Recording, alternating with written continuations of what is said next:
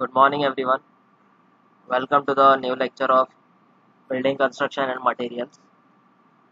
In previous lecture, we have completed the topic related to stonework. Okay, if you remember, in last lectures, in some 2 or 3 lectures, we have completed the topic of stonework. Okay, so from unit number 3, stonework is completed. Now we will move to the next topic in unit number 3, that is arches and lintels. Okay, arches and lintel. So let's see what is arch, what is lintel. See, arches and lintel. First we will see what is lintel. Okay, so we will try to cover this topic. Okay, lintels and arch. In lintels we will see introduction and classification. In arch we will see terms used in arch, stability of arch, and classification of arch. Okay, so first is a lintel. So let's see what is lintel. See introduction and classification. First we will see the introduction. What is lintel? See, lintel is defined as a horizontal structural member. Okay, horizontal structural member which is placed across the opening. Okay, first you have to understand कि lintel है क्या? Lintel is a horizontal structural member. Lintel क्या है? Horizontal structural member है, ठीक है ना? Which is placed, उसे कहाँ रखा जाता है? Across the opening, यानी ओपनिंग के ऊपर उसे रखा जाता है हमेशा, ठीक है ना?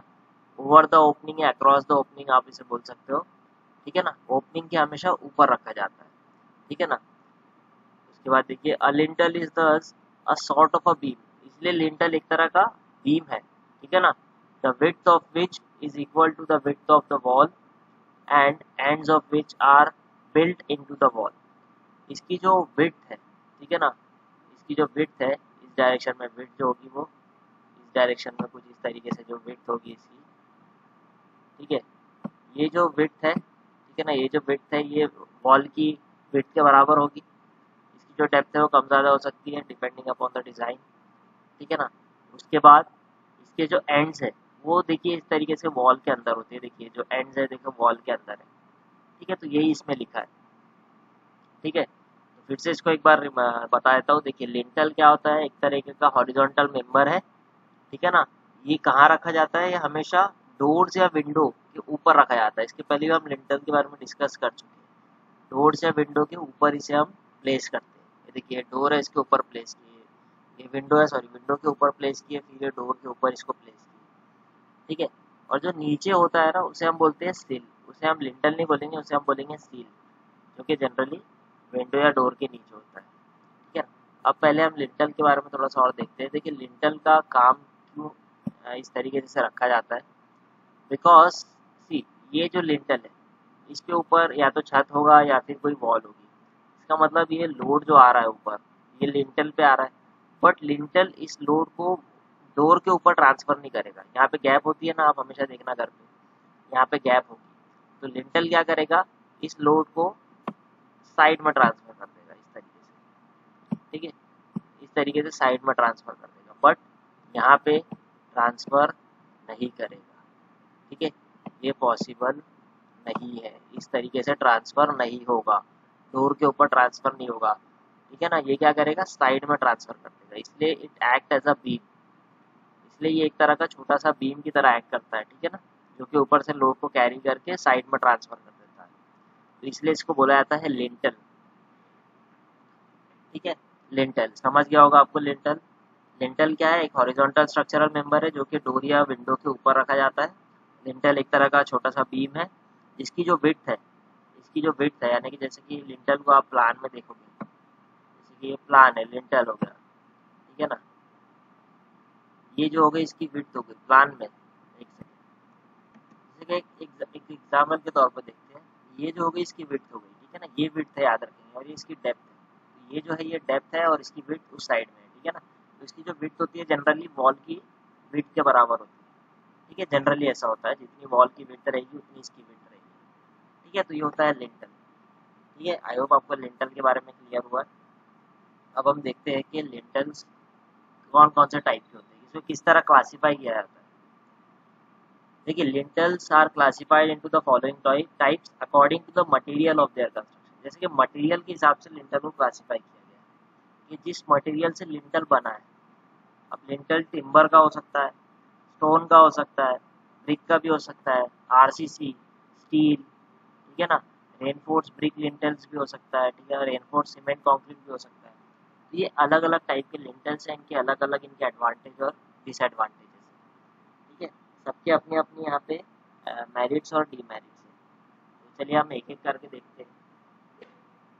सबसे पहले जैसे कि अगर हम देखें टिम्बर लिंटल के बारे में, ठीक है, टिम्बर लिंटल क्या होता है।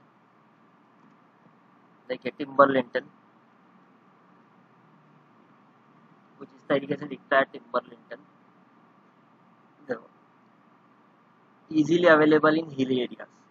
सबसे पहली चीज़, हिली एरियाज में ट्रीज ज़्यादा होते हैं तो वहाँ पे इसकी आपको आसानी से ये चीज़ मिल जाती है, ठीक है ना। टिम्बर का जो मटेरियल है वो हिली एरिया में आसानी से मिल जाता है, तो ये इजीली अवेलेबल है हिली एरिया में। स्ट्रक्चरली ये वीक है ना, स्ट्रक्चरली ये वीक है एंड वनरेबल टू फायर। ये फायर इस पर लग सकती है, ठीक है ना, आग वगैरह लग सकती है, तो ये इसका एक डिसएडवांटेज है। इसके अलावा इजीली डिके, ये डिके हो सकता है ना, डिके हो सकता है, सड़ सकता है धीरे धीरे करके अगर इसको इट्स नॉट प्रॉपरली वेंटिलेटेड, ठीक है ना। अगर इसे प्रॉपरली वेंटिलेटेड या इसे सीजनिंग नहीं की गई है, अगर इसे प्रॉपरली इसके अंदर का मॉइस्चर नहीं निकाला गया है, ठीक है ना, तो ये आसानी से डीके हो सकता है। तो ये कुछ डिसएडवांटेजेस है, लेकिन ये अवेलेबल आसानी से हो जाता है और आज भी ये यूज़ होता है, ठीक है ना। देखिए इस तरीके से टिम्बर लिंटल दिखता है, ये देखिए डोर के ऊपर इस तरीके से लिंटल रहता है, ठीक है। तो ये से कुछ एडवांटेज और डिसएडवांटेजेस है। इसके बाद स्टोन लिंटल। देखिए स्टोन लिंटल क्या होता है, इसमें ये पूरा लिंटल जो है एक स्टोन मटेरियल का है, ठीक है, इतना तो आपको समझ ही रहा होगा। ये कहाँ मिलता है, use where stones are easily available. जहाँ पे स्टोन क्वेरी है, ठीक है ना, वहाँ पे जहाँ पे स्टोन आसानी से अवेलेबल हो जाते हैं वहाँ पे इसका यूज ज़्यादा होता है, ठीक है। Consist of simple stone slab of greater thickness. ये एक तरह का स्लैब है, सिंपल स्टोन स्लैब, और इसकी थिकनेस ज़्यादा होती है, ठीक है। Rarely use due to high cost and its inability to withstand excessive transverse stresses, ठीक है ना। इसका मैं आपको मीनिंग समझाता हूँ। देखिए इसका मीनिंग क्या होगा, देखिए जैसे कि यहाँ पे ये लोड आ रहा है, इसके बाद क्या होगा, ये लोड आने की वजह से ये इस डायरेक्शन में मूव होगा, ठीक है, इस डायरेक्शन में ये मूव होता है। ये जो ट्रांसवर्स स्ट्रेसेस है, ठीक है ना, जो अवे फ्रॉम द, जो बोल सकते हो टेंसाइल स्ट्रेसेस, ठीक है ना, इसमें ये स्टोन थोड़ा सा वीक होता है। बहुत ज़्यादा वीक नहीं होता है, थोड़ा सा कम वीक होता है, ऐसा नहीं कि बहुत वीक होता है। तो ये इसमें थोड़ा सा वीक होता है, ठीक है ना, इसलिए इसको जनरली यूज़ नहीं करते बहुत, लेकिन ऐसा नहीं है कि यूज़ नहीं करना चाहिए। आसानी से अगर अवेलेबल है तो ये बहुत अच्छी एक चॉइस है। इसके अलावा इसका जो हाई कॉस्ट है ये भी एक प्रॉब्लम है, क्योंकि स्टोन जो है वो सस्ते नहीं है, ठीक है ना। अगर जहाँ पे अवेलेबिलिटी नहीं है वहाँ काफ़ी महंगे मिलते हैं, लेकिन जहाँ ज़्यादा अवेलेबल है वहाँ पे कॉस्ट का इतना प्रॉब्लम नहीं है, ठीक है। तो ये इसके कुछ डिसएडवांटेजेस हैं। इसके अलावा depth is kept equal to 10 centimetre per metre span. यानी कि देखिए इसकी जो डेप्थ है, अगर ये स्पैन जो है, अगर वो स्पैन इज फॉर 1 मीटर, अगर ये स्पैन 1 मीटर का है, तो ये जो डेप्थ होगी, ये डेप्थ कितनी होगी, 10 सेंटीमीटर। अगर स्पैन 2 मीटर का है तो डेप्थ होगी 20 centimetre. So the depth is kept increasing with respect to span, okay. Span 1 metre का है तो डेप्थ 10 सेंटीमीटर है, ठीक है। इसके बाद ये कहाँ तक यूज़ कर सकते हैं हम, मैक्सिमम 2 मीटर स्पैन तक के जनरली यूज़ होता है, ठीक है ना। 2 मीटर के ऊपर वही इसमें प्रॉब्लम आ जाएगी ट्रांसवर्स स्ट्रेस की, इसलिए ज़्यादा इसका बड़ा स्पैन नहीं होता, ठीक है। Use for only 2 metre, up to 2 metre span, 2 metre से कम के स्पैनों में इसका जनरली यूज़ करते हैं, ठीक है। तो ये था स्टोन लिंटल के बारे में। नेक्स्ट देखेंगे हम, देखिए स्टोन लिंटल का एक एग्जाम्पल। एक चीज़ और, ये अपीयरेंस में बहुत अच्छा होता है और इसमें हम मार्बल का यूज़ कर सकते हैं, ग्रेनाइट, अलग अलग स्टोन के भी हम बना सकते हैं, ठीक है। दिखने में अच्छा होता है ये appearance wise. So this is the stone lintel. देखिए इसकी जो ये विड्थ की बात कर रहा था मैं, जैसे कि ये जो विड्थ है, ये कितनी विड्थ जनरली होती है, जितनी वॉल की होती है, ठीक है ना। ये जितनी ये जो वॉल की विड्थ है उतनी ही ये विड्थ है, और ये जो है इसकी डेप्थ है।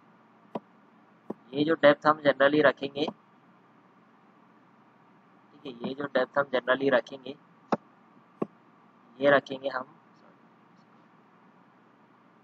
जो डेप्थ रखेंगे जनरली 1 मीटर का स्पैन है, स्पैन बोले तो ये चीज़ होगी यहाँ पे, ठीक है ना, दिस इज स्पैन, यहाँ से लेके यहाँ तक ये हो गया इसका स्पैन, ठीक है, ये हो गया इसका क्लियर स्पैन, लेकिन हम ये टोटल स्पैन देखेंगे इसका। अगर ये 1 मीटर है तो ये डेप्थ 10 सेंटीमीटर, ठीक है, इतना क्लियर हुआ। अगर ये 1 मीटर है तो ये डेप्थ 10 सेंटीमीटर, ठीक है। उसके बाद ब्रिक लिंटल देखते हैं। ये लिंटल्स आपने ज़्यादातर तो नहीं देखे होंगे, बट फिर भी ये यूज़ होता है, ठीक है ना। ब्रिक लिंटल में क्या होता है, ये जो लिंटल है पूरा ब्रिक का बना होता है, ठीक है, ये देखिए इस तरीके से पूरा ब्रिक का बना होता है, पूरी ब्रिक अच्छी फर्स्ट क्लास ब्रिक यूज़ करते हैं। कौन सी ब्रिक यूज़ करते हैं, देखिए, the bricks are hard well burn first class brick laid on end or on edges, यहाँ तक कि या तो एंड पे रखा जाता है, बिल्कुल एजेस से स्टार्ट होता है, वॉल के अंदर नहीं होता है इसमें बिल्कुल ये ओपनिंग जहाँ से ये जो ओपनिंग शुरू हो रही है इसकी बिल्कुल एज से शुरू होता है, और इस तरीके से brick by brick side by side arrange होता है, ठीक है।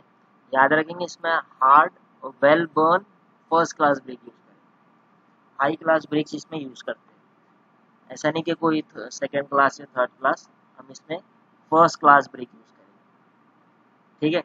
उसके बाद use for suitable for small span, ये भी जो है स्मॉल स्पैन के लिए है, क्योंकि ये ब्रिक से बना है। अब आप खुद सोचिए, देखिए आप, ये एक तरह का सॉलिड मटेरियल नहीं है, ये ब्रिक को जोड़ जोड़ के बनाया गया है, तो यहाँ पे जॉइंट्स भी है ना ब्रिक के बीच बीच में, तो इसलिए क्या होगा, ये जो लोड आएगा ये इससे थोड़ा सा ये फेल हो सकता है, इसलिए इसका जो स्पैन है, स्पैन जो है वो कम से ज़्यादा नहीं रख सकते हम, मैक्सिमम 1 मीटर का span, as they are not structurally strong, ये स्ट्रक्चरली स्ट्रॉन्ग नहीं है क्योंकि ब्रिक बाय ब्रिक जोड़ के बना है, तो स्ट्रक्चर वाइज इतना स्ट्रॉन्ग नहीं है, that's why the span should be kept up to 1 metre only, okay, span सिर्फ 1 मीटर तक के इसका रखना है।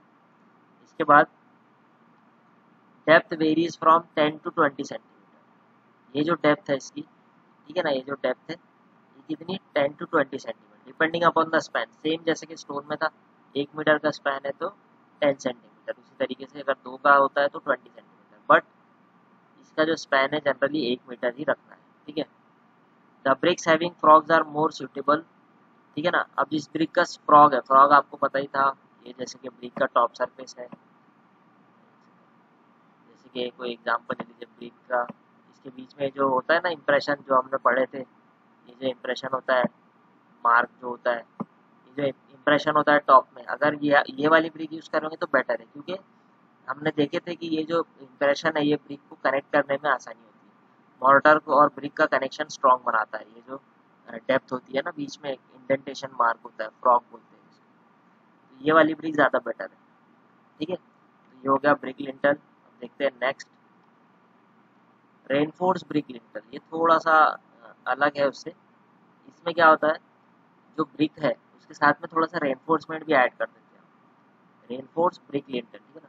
ये कब, जैसे कि अभी हमने देखे तो ब्रिक लिंटल जो है वो 1 मीटर तक के सूटेबल है, बट अगर स्पैन को थोड़ा सा बढ़ाना है, ठीक है ना, थोड़ा सा अगर लार्ज स्पैन है तो वहाँ पे हम इसको, अगर ब्रिक वाला यूज़ करना है तो एक और चॉइस है कि आप इसमें रेनफोर्समेंट ऐड कर दो, है ना, ब्रिक में थोड़ा सा बीच में रेनफोर्समेंट ऐड कर दो। इसमें क्या होगा, for large span heavy loads, ये कहाँ यूज़ करेंगे, जब लार्ज स्पैन है और उसके ऊपर हैवी लोड आ रहा है तब हम रेनफोर्स ब्रिक लिंटल सोच सकते हैं, ठीक है ना।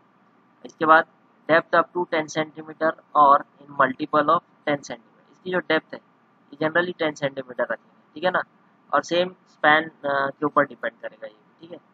दे are reinforce with the mild steel bar of 8 to 10 mm, ये बात याद रखने वाली है कि जो बार यूज़ करेंगे हम माइल्ड स्टील रहेगा 8 to 10 mm, ठीक है। ये ज़्यादातर कहाँ यूज़ करते हैं, बहुत कॉमन है, क्योंकि very common due to durability, strength and fire resisting property, brick जो है वो फायर रेजिस्टेंस होगी, ड्यूरेबल होगी, क्योंकि बीच में इसमें रेनफोर्समेंट डाले तो स्ट्रेंथ भी बढ़ जाएगी, ठीक है ना। फिर इसके बाद जो जॉइंट्स है, जॉइंट्स हम फिल करेंगे 1:3 सीमेंट मॉड कॉन्क्रीट से, ठीक है, 1:3 का आपको यहाँ पे रेशियो यूज़ करके कॉन्क्रीट को यहाँ पे फिल करना है, ठीक है, 1:3 का, ठीक है। ये था हमारा रेनफोर्स ब्रिक लिंटल के बारे में। नेक्स्ट अब हम देखेंगे, नेक्स्ट टाइप है हमारा स्टील लिंटल। नेक्स्ट है स्टील लिंटल। यहाँ पे अब जो लिंटल मटेरियल है वो हो गया रोल स्टील जॉइस्ट, यानी कि स्टील का यूज़ करेंगे हम, ठीक है, एक तरह का स्टील रहेगा, ठीक है।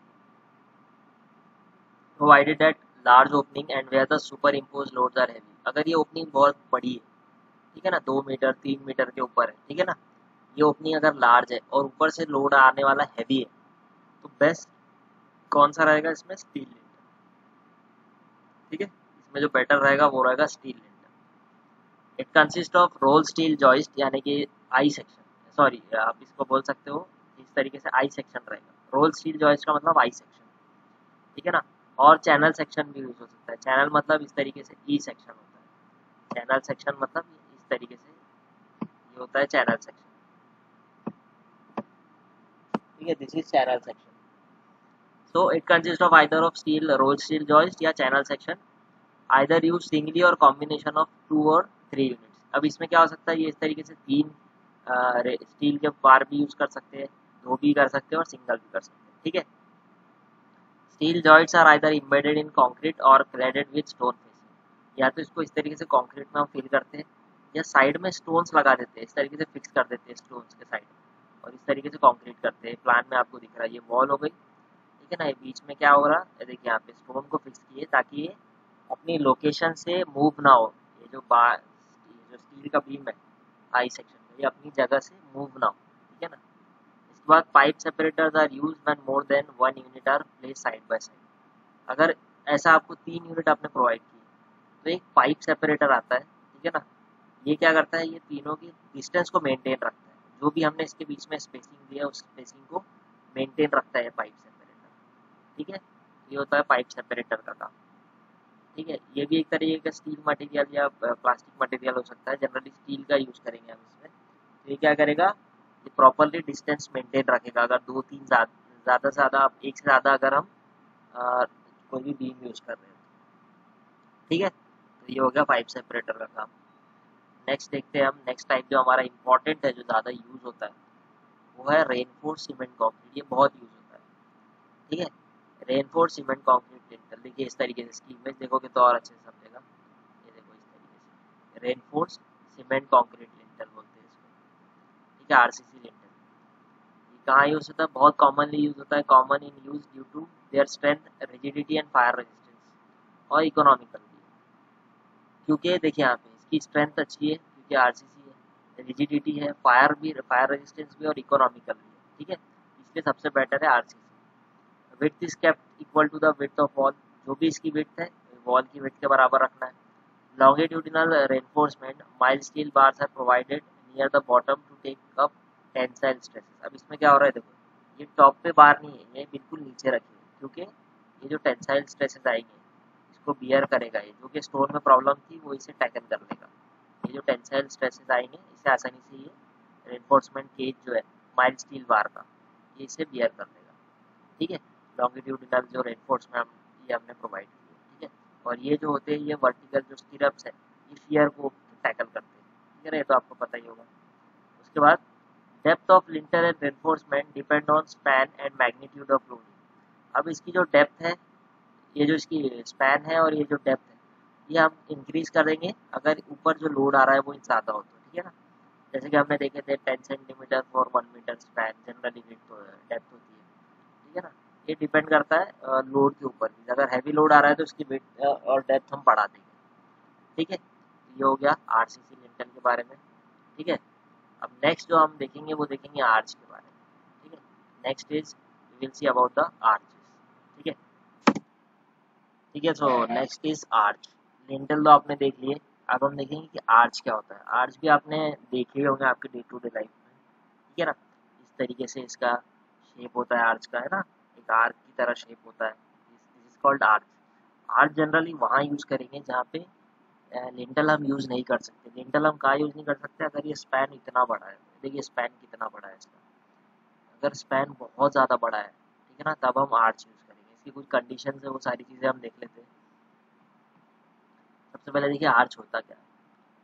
The structure constructed of wedge shaped block of stones or brick jointed together with mortar and provide across the opening to carry the weight of structure above the opening, ठीक है। सिंपल है, मैं फिर से बताता हूँ, देखिए the structure consist of ways shape block. Veg shape block बोले तो ये जो शेप हो गया, ठीक है ना, ये जो शेप हो गया इस ब्लॉक का, इसे हम बोलेंगे, इस तरीके के शेप को बोलेंगे हम वेज शेप ब्लॉक, ठीक है ना। ये कुछ इस तरीके से भी शेप होते हैं इसके, ये देखिए, इसे भी हम वेज शेप ब्लॉक बोलेंगे, जो मैं शेप बना रहा हूँ अभी, इसे भी हम बोलेंगे कि ये वेज शेप ब्लॉक, ठीक है ना। ये हो गया वेज शेप ब्लॉक। उसके बाद क्या लिखा है देखिए, wedge shape block of stone, bricks, ठीक है ना, दिस में बी ऑफ स्टोन और ब्रिक, दोनों मटेरियल का हो सकता है, ठीक है। जॉइंटेड टुगेदर, इसे फिर जॉइन किया जाता है विथ मॉर्टर। अब इनके बीच मॉर्टर्स के जरिए एक और वेज शेप ब्लॉक को जॉइन कर देंगे हम कुछ इस तरीके से। देखिए मैं जैसे ये बना रहा हूँ एक और वेज शेप ब्लॉक, एक और हम बना देंगे एग्जाम्पल के तौर पे। ये एक के बाद एक इसको ज्वाइन करते जाएंगे, ठीक है ना। ये जो बीच में हम मॉर्टर के जरिए इसे फिल कर देंगे, तो ये जो वेज शेप ब्लॉक बनते जाएंगे इस तरीके से, फिर एक आर्च बन जाएगा, इस तरीके से एक आर्च बन जाएगा, ठीक है ना। ये हो गया हमारा आर्च बन गया, जॉइंटेड टुगेदर विथ मॉर्टर। और फिर इसे कहाँ रखा जाता है, प्रोवाइडेड अक्रॉस द ओपनिंग, कोई भी डोर विंडो के ऊपर हम इसको प्रोवाइड करते हैं to carry the weight of super structure, इसके ऊपर जो भी लोड आ रहा है उसे कैरी करना है ओपनिंग के ऊपर, ठीक है। तो ये आर्च का काम है। आर्च और लिंटल दोनों का ही जो फंक्शन है वो सेम है, बस आर्च का मेथड ऑफ कंस्ट्रक्शन अलग है, और आर्च हमेशा लार्ज ओपनिंग के लिए यूज करेंगे, ठीक है, ये चीज याद रखेंगे। Arch should be use for the large opening and the method of construction of arch and lintel are different, okay. Arch में क्या यूज करेंगे हम, ब्लॉक्स यू फॉर्म करेंगे, ब्लॉक्स का यूज करके इस तरीके से आर्च बनाया जाता है, ठीक है। नेक्स्ट देखते हैं हम, ये देखिए यहाँ पे एग्जाम्पल है, देखो यहाँ पे एक सिंपल बीम है और ये सिंपल आर्च का एक एग्जाम्पल है, ठीक है। ये देखिए यहाँ पे कोई वेट नहीं आ रहा है इसके ऊपर, ठीक है, तो ये लोड इस तरीके से ट्रांसफर कर रहा है, कोई वेट नहीं लेगा, ये बिल्कुल लोड को ट्रांसफर कर देगा साइड में, जो कि जनरली लिंटल में भी होता है, ठीक है। लोड आर्च नीचे की तरफ नहीं डालेगा, लोड साइड में डालेगा, ठीक है। इसके बाद कुछ इंपॉर्टेंट इसके टर्म है, एलिमेंट्स है, ये आपको याद रखना ज़रूरी है। देखिए यहाँ पे सबसे पहले जो टॉप मोस्ट पोर्शन होता है इसको बोलते हैं क्राउन, ठीक है, इसको बोलते हैं क्राउन, ठीक है। और जहाँ से आर्च स्टार्ट होता है इसको बोलते हैं अब्यूटमेंट, ठीक है, अब्यूटमेंट। हम एक एक वर्ड देखेंगे।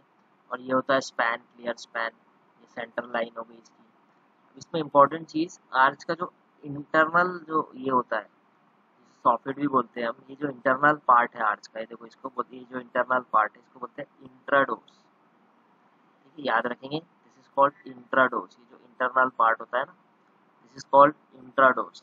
और जो एक्सटर्नल पार्ट होता है, एक्सटर्नल सरफेस जो होता है, इसको बोलते हैं एक्स्ट्राडोस, ठीक है, इसे बोलते हैं एक्स्ट्राडोस, याद रखना। जो हाइट है नीचे से और स्पैन से लेके ये जो हाइट है इंटरनल इंट्राडोस के टॉप की, इसे बोला जाता है राइज, ठीक है, इसे बोला जाता है राइज। इसके बाद जो टॉप मोस्ट स्टोन है क्राउन वाला, उसे बोला जाता है की स्टोन, उसे बोला जाता है की स्टोन, ठीक है। ये हम और अभी देखेंगे डिटेल में। फिर जहाँ से आर्च शुरू हो रहा है, यहाँ पे देखेंगे जो इमेजिनरी लाइन है जहाँ से आर्च शुरू हो रहा है, this is called spring line, ठीक है, this is called spring line. तो ये कुछ आर्च के टर्म्स है, इसे हम और डिटेल में देखेंगे अभी। और इससे ज़्यादा ज़रूरी देखिए यहाँ पे एक वॉसूर क्या होता है, वॉसूर, ठीक है ना, दिस इज कॉल्ड वॉसूर। ये होता है वेज शेप ब्लॉक, ये जो एक एक ब्लॉक को ज्वाइन करते हैं, ये जो एक ब्लॉक होता है उसे बोला जाता है वॉसूर, ठीक है, दिस इज कॉल्ड वॉसूर। चलो देखते हैं अभी एक एक करके हम टेक्निकल टर्म्स देखते हैं। सबसे पहले देखिए यहाँ पे बहुत इंपॉर्टेंट है technical terms, the various technical terms used in arch and are as follow. सबसे पहले अब्यूटमेंट, देखिए यहाँ पे ये जो जहाँ से स्टार्ट हो रहा है, this is the end support of arch, ये एक अब्यूटमेंट हो गया, जैसे कि ऊपर वाली इमेज आप देखोगे, ये अब्यूटमेंट और ये अब्यूटमेंट, ये जो एंड सपोर्ट्स है इसे बोला जाता है अब्यूटमेंट, ठीक है ना। This is an intermediate support of arch. अब बीच में अगर एक इंटरमीडिएट अगर हम सपोर्ट डाल देते हैं, अभी जैसे कि यहाँ पे कोई इंटरमीडिएट सपोर्ट नहीं है, हो सकता है यहाँ पे हम एक इस तरीके से इंटरमीडिएट सपोर्ट डाल दें। अगर इस तरीके से बीच में कोई सपोर्ट आ जाता है तो इसे हम बोलते हैं पियर। अभी फिलहाल में यहाँ पे कोई सपोर्ट नहीं है, ठीक है, तो पियर अभी यहाँ पे नहीं है कोई, ठीक है, तो यहाँ पे अभी फिलहाल में कोई भी पियर नहीं है। हालांकि अगर ये क्या है pier, it is an intermediate support, कोई बीच में अगर आप सपोर्ट डाल दे that will be called as pier. इसके बाद इंट्राडोस, जैसे अभी हमने देखिए, देखिए यहाँ पे इंट्राडोस क्या होता है, this is the inner curve of और surface of an arch is called also called as soffit. इसे सॉफिट भी बोला जाता है, inner curve surface of arch. जैसे कि ये इमेज देख रहे हो आप ऊपर वाली, ये जो है, एक सेकेंड, ये जो पार्ट है अभी हमने जैसे देखे थे, ये पार्ट जो है ये हो गया इंट्राडोस, ये जो इंटरनल पार्ट हो गया, ठीक है। इसे एक इमेज में मैं आपको बता देता हूँ। ये देखिए, ये जो पार्ट हो गया दिस इज कॉल्ड इंट्राडोस। ये इनर कर्व दिख रहा है ना, ये जो सरफेस है इनर कर्व का, इसे बोलेंगे इंट्राडोस। फिर इसके बाद एक्स्ट्रा डोज क्या होता है, सिमिलरली ये हो गया इनर, तो इसके जो ऊपर वाला पार्ट हो गया सेम इसका अपोजिट वाला पार्ट, इसे बोलेंगे extra dose. This is the outer curve और सरफेस ऑफ आर्च, ठीक है ना। इमेज में फिर यहाँ पे देख लो, ये हो गया इंट्राडोज और ये ऊपर टॉप वाला एक्स्ट्रा डोज। तो ये जो इमेज है इसमें आप क्लियरली देख सकते हो कि ये जो एक्स्ट्रा डोज है ये टॉप वाला पार्ट, ठीक है। So this is called as extrados, ठीक है, जो अपोजिट है जस्ट आउटर कर्व सरफेस। उसके बाद वॉस्वेल्स, ठीक है ना। ये जो वॉस्वेल्स है ये क्या होते हैं, जैसे अभी मैंने आपको बताया था, ये जो वेज एलिमेंट है एक एक जो मिलके बना है कंबाइंड, ठीक है ना, वेज शेप है जो ब्लॉक्स है, ये जो ब्लॉक्स है इसे हम बोलते हैं वॉस्वेल्स, और आर्च स्टोन भी बोलते हैं, are the wedge shape units of masonry forming the arch. Okay, so this is called voussoirs. ये जो वेज शेप स्टोन्स है जो कि एक एक करके मिलके बने कंबाइंड, इसलिए बोलेंगे हम वॉस्वेल्स, ठीक है। नेक्स्ट देखते हैं हम, नेक्स्ट इज स्प्रिंग स्टोन। देखिए स्प्रिंग स्टोन क्या होता है, देखिए द स्प्रिंग स्टोन और springer the first voussoir at springing level on either side of arch. यानी कि ये पहला स्टोन है, फर्स्ट स्टोन है, ठीक है ना। द स्प्रिंगिंग स्टोन और स्प्रिंगर बोलते हैं इसको, ठीक है ना। फर्स्ट वॉइसर या कि फर्स्ट स्टोन जो रखा जाता है, जैसे कि ये स्प्रिंगिंग लेवल, अब इसको स्प्रिंग क्यों बोलते हैं, क्योंकि यहाँ पे स्पिन होना स्टार्ट हो गया, टर्न होना स्टार्ट हो गया। तो ये जो पहला स्टोन है इसे आप बोल सकते हो, ये जो है this is called as spring stone, ठीक है। ये जो फर्स्ट स्टोन है जहाँ से स्टार्ट हुआ, ये जो फर्स्ट वॉशर है स्प्रिंगिंग लेवल पे, इसे बोलेंगे हम क्या बोलेंगे, स्प्रिंगिंग स्टोन, ठीक है ना, springing stone. Similarly springing line क्या होती है, this is an imaginary line joining the two springing points. जैसे कि ये दो पॉइंट है, ये स्प्रिंगिंग पॉइंट एक हो गया, ये सेकेंड हो गया, तो ये जो इमेजिनरी लाइन है जो ज्वाइन कर रही है this is called as springing line, ठीक है। इसके बाद crown, this is the highest point of extrados और the highest part of arch. ये जो पार्ट है जो हाईएस्ट स्टोन है जिसको हम की स्टोन नहीं बोलते, जैसे अभी हमने देखे, तो ये जो टॉप मोस्ट स्टोन है या टॉप मोस्ट पार्ट है आर्च का, this is called as crown. इसे हम क्या बोलेंगे, क्राउन बोलेंगे, टॉप पार्ट, ठीक है ना। दिस इज कॉल्ड क्राउन, और ये जो वॉइसर होता है इसको हम की स्टोन बोलते हैं। This is the highest central ways of ways shape block of arch, ठीक है ना। ये वही बात हुई जो हम पढ़ रहे हैं बार बार, ये जो हाईएस्ट टॉप मोस्ट स्टोन है जो कि क्राउन होता है, टॉप मोस्ट पार्ट उसका जो वॉइसर है, इसे बोलेंगे हम की स्टोन, ठीक है ना, इसे बोलेंगे हम की स्टोन। इसके बाद और कुछ टर्म्स है, देखिए यहाँ पे स्क्यू बैक क्या होता है, देखेंगे आप, this is the inclined surface on the abutment on which arch rest. अब ये देखो यहाँ पे एक तरह का हमने इंक्लाइंड सरफेस बनाया ना, अब्यूटमेंट में बनाया है ना। ये अब्यूटमेंट में जो इंक्लाइंड सरफेस है, जैसे कि अगर हम इसकी एक साइड में इमेज निकाल देंगे तो ये कुछ इस तरीके से दिखेगा, ये जैसे कि ये सरफेस है, ये कुछ इस तरीके से दिखेगा,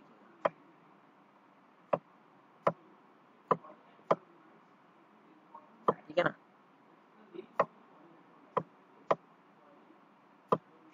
ठीक है, तो ये देखो ये जो इंक्लाइंड सरफेस हो गया, this inclined surface is called as skew back. Okay, so this is a inclined surface, इसे हम क्या बोलेंगे, स्क्यू बैक बोलेंगे, ठीक है। We will call it as skew back, so this is called as skew back, ठीक है। या अब्यूटमेंट में जो कर्वी शेप होता है this is called as skew back, ठीक है। इसके बाद ठीक है, this shape is called as skew back. After that span, span तो आपको पता ही है, it is the clear horizontal distance between the two support. ये जो दो सपोर्ट्स है इनके बीच में जो क्लियर हॉरिजॉन्टल स्पैन है, जो डिस्टेंस है, that is called as span. उसके बाद एक चीज़ है राइज। अब राइज कहाँ से काउंट करेंगे, ध्यान से देखिए, ये जो पॉइंट्स है स्प्रिंगिंग लाइन है ना, स्प्रिंगिंग लाइन जो है इमेजिनरी लाइन, बिल्कुल यहाँ से राइज कैसा काउंट करेंगे, इंटरडोज के एकदम स्ट्रेट लाइन हम centre to centre distance mark करेंगे, और एकदम वर्टिकल जो डिस्टेंस आ रहा है, ठीक है ना, इसे हम बोलेंगे rise. This is the vertical distance between the to supports, ठीक है ना, ये दो सपोर्ट्स के बीच में वर्टिकल डिस्टेंस हो गया, दिस इज कॉल्ड राइज। इसके बाद depth of arch, this is the perpendicular distance between the intrados and extrados. दिख नहीं रहा है इमेज की वजह से, लेकिन जो लिखा है मैं आपको बता रहा हूँ, it is the perpendicular distance between the intrados and extrados. ये जो है ये डेप्थ है, ये देखिए, ये हो गया एक्स्ट्राडोज, ये हो गया इंट्राडोज। ये जो डेप्थ है this is called as depth of arch. Okay, this is called as depth of arch. After that haunch of arch क्या होता है, देखिए यहाँ पे, this is the portion of arch situated centrally between the key stone and skew back, यानी कि की stone और स्क्यू बैक के बीच में जो पोर्शन बच रहा है, ये यहाँ पे की स्टोन है, और ये जो पोर्शन है इसे हम क्या बोलेंगे, पूरे को हॉन्च ऑफ आर्च, ठीक है, इसे हम बोलेंगे हॉन्च ऑफ आर्च, ठीक है। इसके बाद spandrel, this is the triangular walling enclosed by the extrados of the arch, a horizontal line from the crown of the arch and perpendicular line from the springing line of the outer curve। ये एक तरीके का triangular portion form होता है। जैसे मैं आपको इसकी एक इमेज बताऊँ तो, जैसे कि आप इस पोर्शन में देख रहे हैं, ये जो ट्रायंगुलर पोर्शन बन रहा है, ठीक है ना, ये जो ट्रायंगुलर पोर्शन बन रहा है, ठीक है ना, इसे ही, ठीक है ना, इसी की बात कर रहे थे हम। This triangular portion is called as spandrel, ठीक है, that triangular portion is called as spandrel, ठीक है। अब उसके बाद हम नेक्स्ट चीज देखेंगे कि फेलियर ऑफ आर्च कैसा होता है, ठीक है। ये जो थे कुछ इंपॉर्टेंट टर्म्स है, अब देखते हैं हम फेलियर ऑफ आर्च क्या होता है, किस किस वजह से आर्च फेल हो जाता है, ठीक है ना। Every element of arch remain in compression, ठीक है ना, ये आपको पता है, कॉम्प्रेसिव स्ट्रेस आ रहा है ऊपर, ठीक है, पूरे जो हर एक एलिमेंट है, हर एक जो वेज शेप ब्लॉक है, they are bearing the compressive stress, ठीक है ना। An arch fails due to crushing of the masonry, sliding of voussoir, rotation of some joints about the edge and uneven settlement of abutment or pier। ये कुछ इसके reasons हैं important, ठीक है। इसमें सबसे इंपॉर्टेंट है, देखिए क्या क्या है, crushing of masonry, sliding of voussoir, rotation of some joints about the edge and uneven settlement of an abutment. जैसे कि हम देखें क्रशिंग ऑफ मेसनरी, देखिए ये क्यों होता है, if the compressive stress exceeds the safe crushing strength of masonry unit and the mortar, the arch will fail in crushing। देखिए अगर ऊपर से जो लोड आ रहा है, फॉर एग्जांपल ये इमेज आप देखोगे, नेक्स्ट ऊपर से जो लोड आ रहा है, अगर वो बहुत ज़्यादा एक्सेसिव लोड है, और जो वॉइसर्स है या मोर्टार जो बीच में यूज़ किया है, उसकी बियरिंग कैपेसिटी इतनी नहीं है, जितना क्रशिंग लोड ऊपर से आ रहा है, क्या हो जाएगा, ये जो वॉइसर्स है पूरे, ठीक है ना, ये डिटोरेट हो सकते हैं, ठीक है ना, ये जो वॉइसर्स है ये क्रश हो जाएंगे, ठीक है, this is called crushing of mason. तो इसका क्या है कि आप बोल सकते हो, इसका एक हम इसको कैसा अवॉइड कर सकते हैं, the material should be of adequate strength and size of voussoirs should be properly design to bear the thrust transmitted through them, ठीक है ना, हमें वॉइसर को इस तरह डिजाइन करना है कि जो थ्रस्ट आ रही है वो प्रॉपरली ट्रांसमिट हो जाए, ठीक है।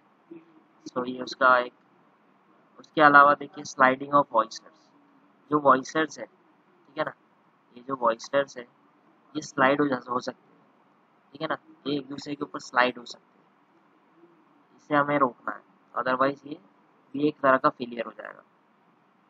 To safeguard against the sliding of voussoirs past each other due to transverse shear, the voicers of greater height should be provided। इसका एक क्या हम बोल सकते हैं, इसका एक प्रोविजन है कि वॉइसर्स की जो हाइट है वो ज़्यादा हो, तो इसकी वजह से स्लाइडिंग को हम रोक सकते हैं। इसके अलावा rotation of some joint about an edge, कई दफ़ा क्या होता है, देखिए यहाँ पे rotation can be prevented if the line of resistance is kept within intrados and extrados. इस इमेज को देखिए आप, यहाँ से क्या हो सकता है, रोटेशन हो सकता है, यहाँ पे अगर लोड कॉर्नर पे बढ़ गया तो ये क्या होगा, रोटेट हो सकता है, ठीक है। तो इस रोटेशन को अवॉइड करने के लिए हमें क्या करना पड़ेगा, if the line of resistance is kept within the intrados and extrados, ठीक है ना, तब ये रोटेशन प्रिवेंट हो जाएगा।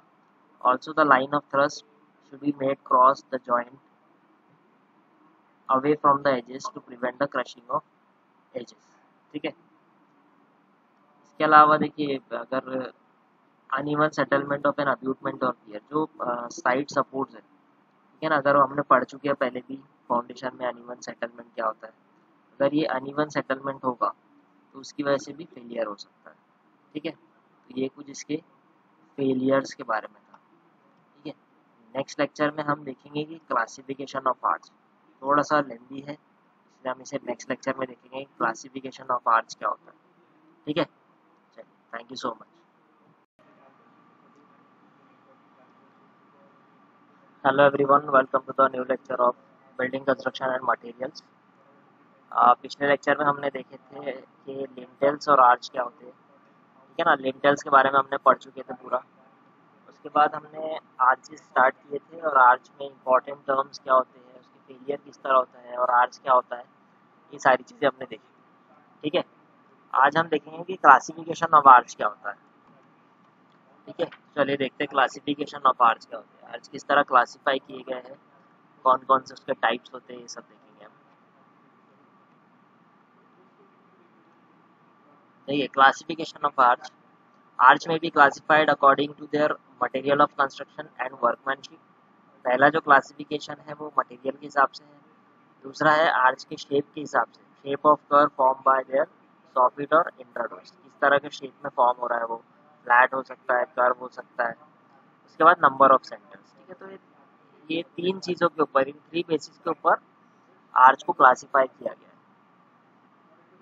सबसे पहले हम देखेंगे कि मटेरियल के हिसाब से कैसा है। ठीक है ना, देखिए classification based on material and workmanship. तो सबसे पहला है ब्रिक आर्च। ठीक है ना, ब्रिक आर्च, ब्रिक के जो मटेरियल, ब्रिक से जो आर्च बना है, इसमें तीन टाइप है, रफ ब्रिक, एक्स ब्रिक और गेज ब्रिक। उसके बाद स्टोन आर्च है, स्टोन में दो टाइप है, रबल और एशलर आर्च। उसके बाद कंक्रीट में दो टाइप है, प्रीकास्ट कंक्रीट और मोनोलिथिक कंक्रीट। तो ये मटेरियल के हिसाब से इस तरह क्लासीफाई किया गया है। तो हम एक एक करके देखेंगे सबको। सबसे पहले हम देखेंगे कि ब्रिक आर्च क्या होता है। ब्रिक में सबसे पहला है रफ ब्रिक आर्च। ठीक है, ब्रिक में सबसे पहले है रफ ब्रिक आर्च। तो हम देखेंगे कि रफ ब्रिक आर्च क्या होता है। रफ ब्रिक आर्च देखते हैं। देखिए रफ ब्रिक आर्च क्या होता है, ब्रिक में रफ ब्रिक क्या होता है। These are arch built with ordinary bricks which are made in wedge shape with greater thickness at extra dose and smaller thickness in intradose। देखिए इसमें क्या होता है कि ये जो वेज शेप की ब्रिक्स है, वेज शेप मैंने लास्ट लेक्चर में आपको बताया था, इस तरह का जो शेप होता है, ठीक है, थोड़ा सा कुछ इस तरीके से शेप होता है, तो इसको हम वेज शेप बोलते हैं।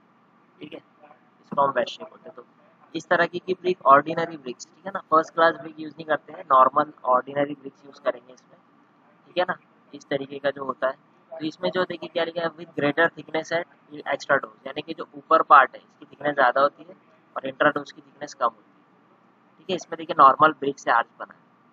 ठीक है, due to this appearance of arch is spoiled. अब इसमें देखिए कोई अपीयरेंस इसकी अच्छी नहीं दिख रही है, क्योंकि नॉर्मल और एक ऑर्डिनरी ब्रिक्स है, इसलिए इसका अपीयरेंस उतना अच्छा नहीं होता है। ठीक है ना, not use for expose brick work, इसे हम जनरली एक्सटर्नल पार्ट में नहीं लगाएंगे, ताकि क्योंकि इसका अपीयरेंस अच्छा नहीं है। ठीक है ना, ये स्पॉइल कर सकता है लुक को।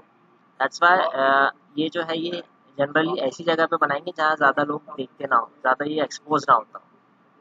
ठीक है, तो ये था rough brick arch. Next is x brick arch. ये दिखने में भी अच्छा होता है और आपने इसे काफ़ी जगह फोटोज़ में देखे होंगे, या पुराने स्ट्रक्चर्स में ब्रिटिश के दौर में ज़्यादा यूज़ होता था।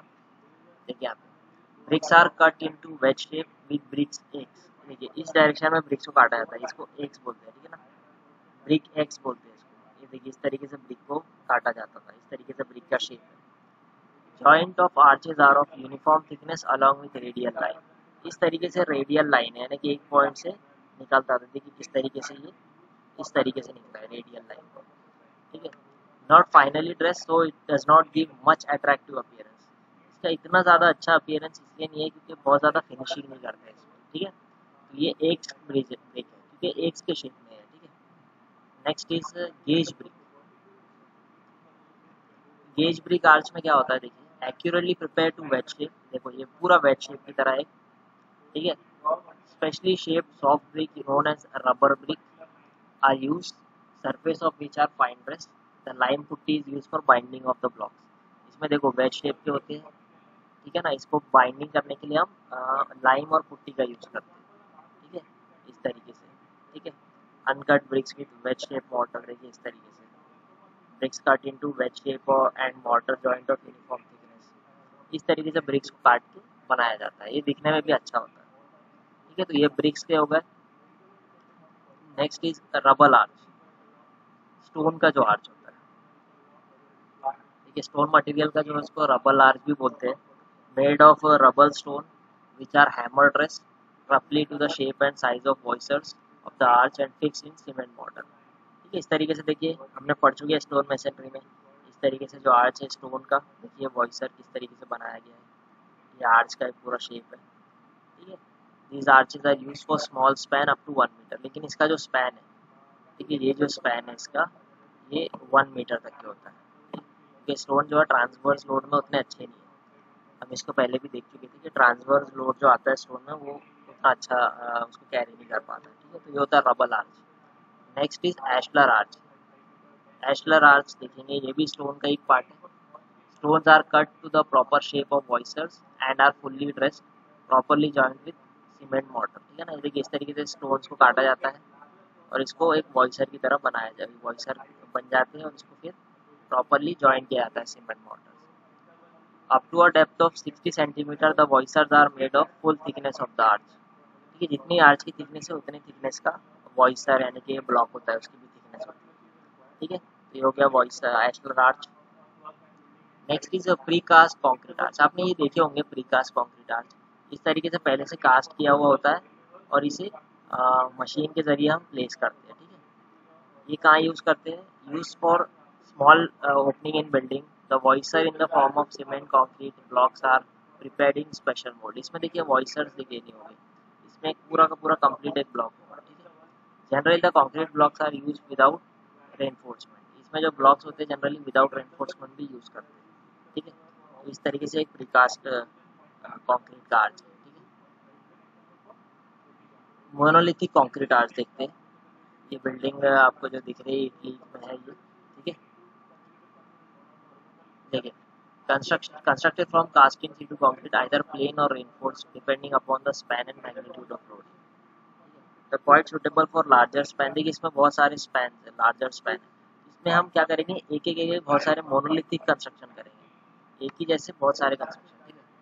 Thickness is 15 centimetre for arch up to 3 metre span, ठीक है। Formwork use for casting is removed when the concrete is sufficiently hard, formwork मतलब जो आप देखते हैं ना, जो स्टील का टिम्बर का जो कंक्रीट को सपोर्ट, जब कंक्रीट सॉफ्ट होता है जो सपोर्ट करने के लिए मटेरियल यूज करते हैं उसे फॉर्मवर्क बोलते हैं। The curing is done for 2 to 4 weeks, 2 से 4 हफ्ते तक की क्यूरिंग करते हैं, ठीक है। तो ये मोनोलिथिक कंस्ट्रक्शन कॉन्क्रीट आर्च है।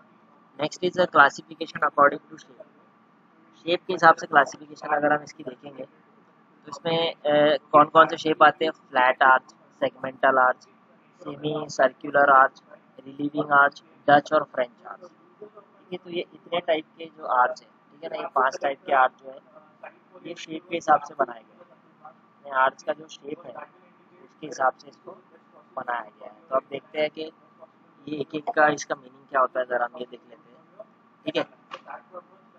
सबसे पहले आप देखेंगे फ्लैट आर्च क्या होता है, नाम से इंडिकेट हो रहा है शेप जिसका फ्लैट हो, ठीक है।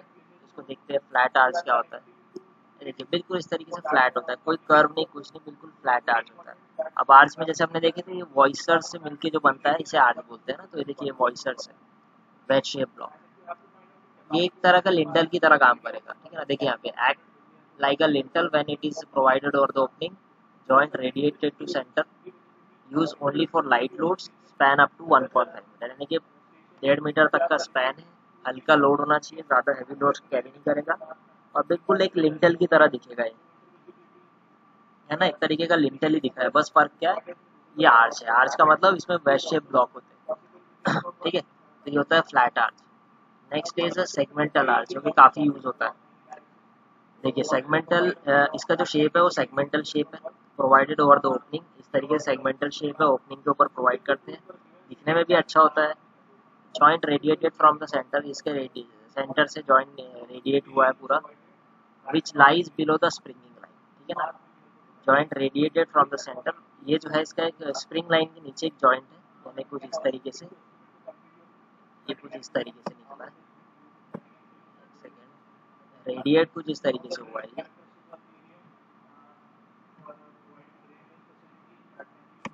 इस तरीके से इसका सेंटर कुछ यहाँ से रेडिएट हुआ है, ठीक है। प्रोवाइडेड ओवर द लिंटल, ठीक है ना। ये आर्च की खासियत देखिए यहाँ पे बड़ा इंपॉर्टेंट है, लिंटल की तरह काम करता है और लिंटल के ऊपर भी इसको प्रोवाइड कर सकते हैं, यानी कि यहाँ पे लिंटल भी होगा और उसके ऊपर ही आर्च होगा सेगमेंटल, ठीक है। नेक्स्ट है semi circular, half circular arch, ठीक है। The shape of the curve is given to the arch of it is semi circular, देखिए इस तरीके से सेमी सर्कुलर होता है। The centre of the arch lies on the springing line, यानी कि यहाँ पे जो स्प्रिंगिंग लाइन है जो हमने पढ़ चुके हैं, एक इमेजिनरी लाइन जो है, इस इमेजिनरी लाइन पे यहाँ पे इसका सेंटर होता है और उससे इसको इस तरीके से बनाया जाता है, ठीक है। This is called semi circular arch. Next देखिए ये सेमी सर्कुलर आर्च का और एग्जांपल देख लो, ये जनरली सेमी सर्कुलर आर्च है, ठीक है। रिलीविंग आर्च देखिए, ये थोड़ा सा इंटरेस्टिंग है, देखिए यहाँ पे, when wooden lintel is provided over the wider opening, a brick relieving arch is constructed above the lintel। यहाँ पे क्या होता है, एक तरीके का लिंटल होता है, जैसे कि एक लिंटल दिख रहा है आपको, ये वुडन लिंटल भी होता है और नॉर्मल लिंटल भी होता है। लिंटल के ऊपर अगर एक और आर्च बनाए, ये कब करेंगे, जब लोड बहुत हैवी हो, ठीक है ना, और दिखने में आपको अपीयरेंस में भी अच्छा होता है, इसमें लिंटल भी होता है आर्च भी होता है, तो लिंटल के ऊपर जब आर्च बनाएंगे उसको बोलते हैं रिलीविंग आर्च, ठीक है। अब brick relieving arch is constructed about the lintel, देखिए यहाँ पे ये ब्रिक का एक आर्च है, रिलीविंग आर्च जो लिंटल के ऊपर है। Relieving the load of masonry over the lintel, अब इसका नाम रिलीविंग क्यों है, क्योंकि रिलीज कर रहा है, यह रिलीव कर रहा है लिंटल को हैवी लोड से, यानी कि लिंटल के ऊपर लोड कम आए, इसलिए ये रिलीविंग आर्च है, ठीक है ना। रिलीव कर रहा है लोड को लिंटल के ऊपर से, this is called relieving arch, ठीक है। उसके बाद लास्ट जो है वो है डच आर्च, इसको फ्रेंच आर्च भी बोला जाता है, ठीक है। वो कुछ इस तरीके से दिखता है, देखिए, similar to the flat arch in design but differs in shape and method of construction, ठीक है ना। इस तरीके से इसमें देखिए एक साइड से इस तरह चला, उसके बाद इसका अपोजिट साइड से इस तरह बन गया। सूटेबल फॉर स्मॉल ओपनिंग, ठीक है ना, स्मॉल ओपनिंग के लिए सूटेबल है, बिल्कुल सिमिलर है ये फ्लैट आर्च से, लेकिन बस इसका शेप अलग है, मेथड ऑफ कंस्ट्रक्शन अलग है, ठीक है। तो ये था आर्च के बारे में जो हमने पढ़े हैं, ठीक है ना। ये इतने टाइप आपको याद रखना है, एक शेप के हिसाब से और एक method of material of construction के हिसाब से। तो यहाँ पे आर्च का टॉपिक खत्म होता है। अभी हम नेक्स्ट जो टॉपिक देखेंगे वो देखेंगे हम कि डैम प्रूफिंग क्या है, ठीक है। अब आर्च तो हो गया, अब हम देखते हैं डैम प्रूफिंग क्या है, क्योंकि आपका ये देखिए यहाँ पे नेक्स्ट जो है, ठीक है, जैसे कि आप यहाँ पे देख रहे हैं, हमने आर्च और लिंटल भी देख लिए, ठीक है ना। अब इसके बाद जो नेक्स्ट है वो है डैम प्रूफिंग, ठीक है। तो हम डैम प्रूफिंग का टॉपिक भी आज ही का कोशिश करते हैं अभी, और नेक्स्ट लेक्चर में दोनों में इसको कवर कर लें, ठीक है। सो डैम प्रूफिंग देखेंगे, स्टोन वर्क हो गया, आर्च एंड लिंटल हो गया, अब देखते हैं डैम प्रूफिंग, ठीक है। ठीक है, तो शुरू करते हैं हम लोग डैम प्रूफिंग, ठीक है। देखते हैं डैम्प प्रूफिंग क्या होता है। सबसे पहले डैम्पनेस का मतलब समझिए। डैम्पनेस का मतलब होता है मॉइस्चर, यानी कि पानी, ठीक है ना, वाटर का अंदर आना। जैसे मॉइस्चर या डैम्पनेस स्ट्रक्चर में आती है तो बहुत प्रॉब्लम क्रिएट करती है। हम ये सब देखेंगे कि क्या प्रॉब्लम होती है, किस तरह से टैकल करेंगे। सबसे पहले आप समझिए कि मॉइस्चर का स्ट्रक्चर में आना अच्छा नहीं, ठीक है ना, उसे हमें रोकना बहुत ज़रूरी है। इसलिए उसकी डैम प्रूफिंग, मॉइस्चर प्रूफिंग बनाया जाता है, कोर्सेज बनाए जाते हैं, डीपीसी बोलते हैं उसे, और डैम प्रूफिंग की जाती है घर में, ठीक है। तो डैम प्रूफिंग क्या होती है देखेंगे, चलिए। सबसे पहले समझिए डैम प्रूफिंग क्या है, व्हाट इज डैम्पनेस।